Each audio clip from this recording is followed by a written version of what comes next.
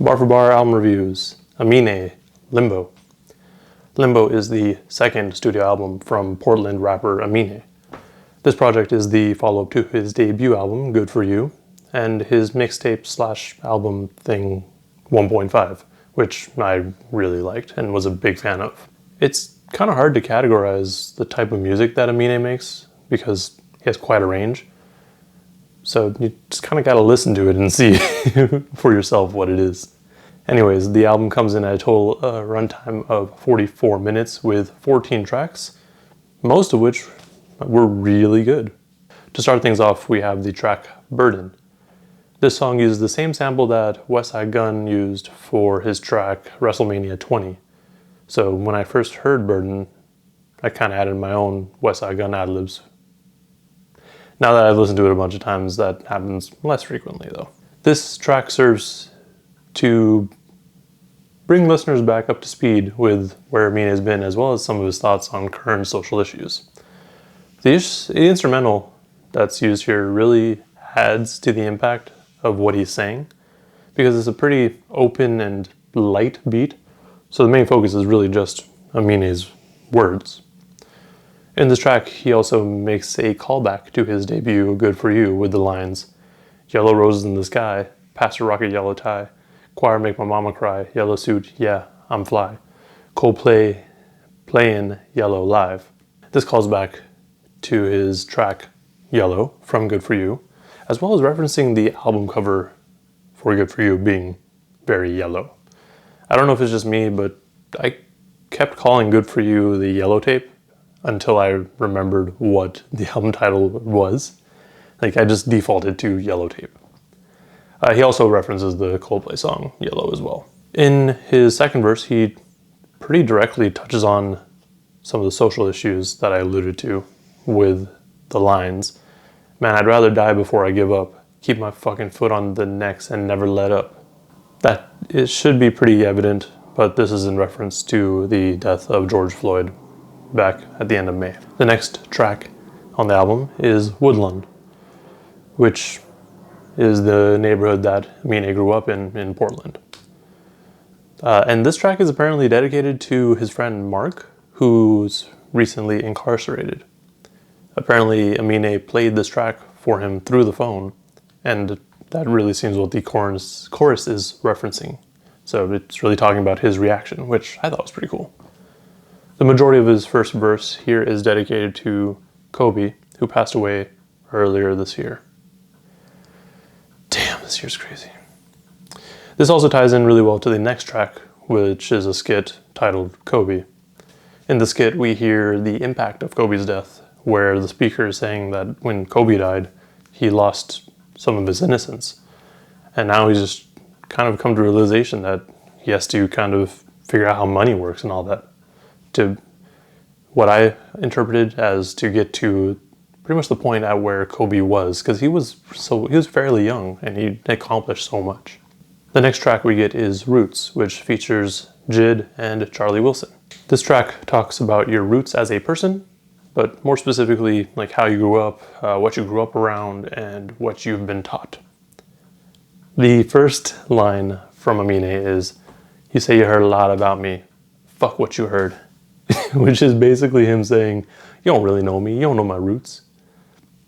He then later on says, "Eritrea, Ethiopia, Abisha, Utopia," which is referring to his parents who came from Eritrea and Ethiopia. And the Habesha people are people that really originated from those two neighboring countries. So on top of him having his parents' birthplace as part of his roots, he also has the Habesha people, which I thought was a pretty cool way to look at it. Like, most people just kind of take it at surface level, you know? They don't really go to their roots. I mean, Jid's verse does more or less the same thing, talking about his roots as in where he grew up and some of the things they had to go through. I also just found the line where he says, "She likes my third eye, and she loves my third leg." Kind of funny. As usual, Charlie Wilson did an amazing job on the chorus and really ties the song together. Can't Decide is a track about the it's complicated sort of relationships. The kind of relationship where you really have no idea where it's going or what the other person really wants, even when you straight up ask them, and even yourself, you're not too sure what's happening. I really like the song mostly because of the beat and Amine is singing on the chorus. And it's weird. It's like his singing and the beat kind of make what's normally a pretty complicated topic kind of fun. I just really like that. Compensating is one of the singles for this album. I believe it was the third, and it features Young Thug. This track is okay. I'm not the biggest fan of it, but it's not something that I would rush to turn off when it came on. While listening to the album, it sounds good, and its placement on the track list is good as well. Only thing is, like, it just kind of felt weird to me that Young Thug's verse kind of blended in really well with Aminé's vocals, almost to the point where I didn't even realize that Thugger was on it. Like, you could have just thrown this song on without telling me who's featured, and I would just be like, oh, that's just the same person. I'm sure that was on purpose, though. The next track, Shimmy, was the first single for this album. As you can expect, it takes some inspiration from ODB, even including a bit of a sample from Shimmy Shimmy Ya. The first verse starts off with Aminé claiming that it's his year, which makes sense because it's been some time since we really heard anything from him, at least when that single had first came out. And he basically just wants to prepare us for the album. I can totally see this song being the intro track to this album as well, but I feel like Burden still does a little bit better of a job, just because it kind of catches people up, you know what I mean? This track is pretty high energy as well and almost acts as like an intro to this section of the album. And I only say that because the next track is Pressure in My Palms, which features Slow Tie and Vince Staples. This song starts off as one of those super braggadocious tracks and like just super grimy, you know? So you kind of know what you're getting yourself into with this track, at least until the second half where things calm down a little bit when the beat switches. The pressure in his palms could be in reference to him being annoyed or upset, especially with the line, I got more pressure than Arthur, which is really just talking about the Arthur memes where like you see Arthur like clenching his fist. In nearly every line of Aminé's verse, he's referencing just random public events and incidents that would have caused him, if he were in that person's shoes, or, well, he's most likely talking about the people involved, to have pressure in their palms because they're just so annoyed. Like, I can't believe it. My only complaint with this song is that Slow Tie's verse is too short. Like, it's like what we got was so good, but it's only short because Vincent Staples had to interrupt him. But Vince Staples also did a great job with his verse. The beat after the beat switch calms things down quite a bit, like I mentioned, but Aminé's verse kind of carries on the same sort of themes that was brought up in his first verse. The second single for this album was Riri, and this track kind of comes back to the topic of relationships. This time it's less of them being in that complicated stage and more of them being in that stage where they've probably been together for some time now, and he's starting to realize, like, you know, maybe it's not going to work out. On the chorus, he starts off by saying, broke my heart 3 times, and then goes on to say, 1 was okay, 2 wasn't cool, but 3 was no way. So on one hand, it's him going over the emotions that he experienced at the time of each of the 3 breakups, but it's also a bit of a play on the saying, fool me once, shame on you. The next track, Easy, touches on how love isn't easy and how you have to work at it to help it grow. This song uses the line, times get hard but nothing's easy, as proof or evidence that if you want things in life, you're not always going to get it the easy way, and you probably have to work at it. With that said, I could probably do without this track just because to me it feels pretty surface level. Like, there's not as much depth here as it could have been. However, I do see the appeal and understand why it's here and why people would like it. So if you like it, cool. One of the last tracks on the album, well, not really, it's like just kind of last section of the album, is Mama. And this is a song dedicated to Aminé's mother. It's a really nice and heartfelt track that I honestly have a hard time listening to and even talking about, just due to personal reasons that I don't really want to disclose. Anyways, he says on the pre-chorus that he wrote the song for his mom to listen to when he's away. And he also touches on a lot of things that his mother did for him and his family while growing up, like working graveyard shifts at the post office for 20 plus years.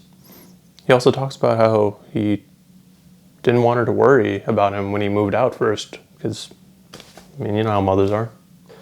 This track then leads into Becky, which is a track about him having an interracial relationship and all the struggles that come with that as a black man specifically. It starts off with him saying, "Mama said, don't ever bring a white girl home to me," which when I first heard it, I was just laughing. But upon further inspection, I was like, oh, well, maybe it's a bit weird. It's a little anti-white. However, the song goes further into the reasoning. And that's where we realize that it's less of an anti-white thing and more of a dealing with the stigma of being an interracial relationship, especially when it's a black and white relationship. Oftentimes, the non-black person is completely unaware of the looks that they would get and the way that they're treated differently compared to the person that they're with. It also does touch a bit on the families and some of the friends not really being there for their relationship, and which leads Aminé to say, "I'm so tired, so this ain't worth the risk." Which, I mean, I get it. Like, it sucks. Like, it really does suck when you truly care for the other person, but everyone around you and the other person are just, like, not rooting for you. Like, they don't want that, and it sucks. And then this brings us to another song that's really hard for me to talk about, Fetus. And this track features injury reserve, but mostly Groggs, who passed away at the end of June. This song starts off with Aminé talking about how hard it is for most people to bring a baby into this world, especially when you can't afford to. It also really talks about all the stuff happening in the world, and Aminé says, "What kind of dude am I if I bring him into this world?" What makes this track hard for me to talk about is Groggs' verse, where he's talking about how his daughter, who just turned 6, and how he wants to be there for her and be a great father, which is such a great sentiment and great thing to say, but he's not going to get that chance now that he's gone. The final track on this album is My Reality. This track touches on chasing your dreams and living the life that you want to. The chorus says, "It's my fantasy, and my fantasy is looking like it's reality," which really is what everyone wants, isn't it? This song does a really good job of wrapping up the album too, though, because it feels like Aminé is in a good place, and he wants the listeners to know that, but also he wants to tell the listeners, like, yo, you can chase your dreams, and who knows, maybe you'll get to live them. Overall, Limbo is a fantastic album and is a really solid contender for my album of the year list. I normally don't get very emotional when listening to rap music, but Aminé found a way to do it. God damn it. This album is really good, and I feel like most people would get something out of this album that they would enjoy. Although I didn't necessarily care for all the tracks that I did like, I really liked. My favorite tracks here are Burden, Roots, Shimmy, Pressure in My Palms, and Fetus. I really don't have anything else to add other than, this album's fantastic and definitely worth the wait. And definitely go listen to it if you haven't. I really just can't wait for Aminé to drop even more music and for concerts to start being a thing again so I can see him live. Anyways, with that said, let me know in the comments below what you thought of this album if you have listened to it. And if you haven't listened to it, just go. It's so good. Like I said, there's gonna be something for everyone on this album. Also, remember to like and subscribe if you want to see more reviews and content like this. And thank you for watching, and please stay safe out there.